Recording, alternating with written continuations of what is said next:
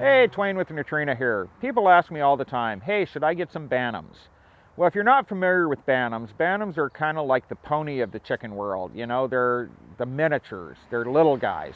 They're little, they're cute, they're a lot of fun. These are great for kids that want to get into showing and exhibition because they're easy to handle. They're very sweet birds, really good temperaments.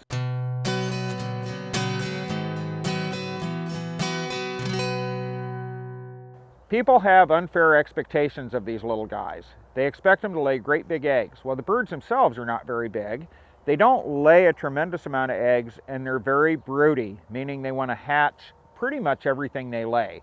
They're not very predator safe. They're not as cold hardy. They just don't have the body mass that other chickens have, your standard size chickens. So that being said, I really don't want to see you just get a couple of Bantams to mix them in with your flock, because the big girls will probably pick on the little ones. So if you're going to do Bantams, you may want to just do Bantams exclusively, but they're a great choice. Just don't have unfair expectations of them.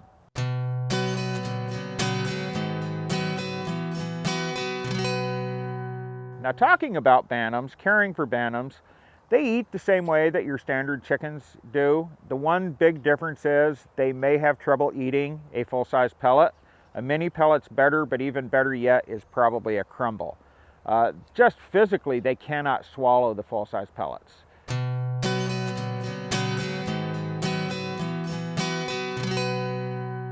They may also need a little bit of help in the winter time, depending on where you live. If you're in the Northeast or the Midwest, you may need to winter these little guys indoors, like in the basement or the garage.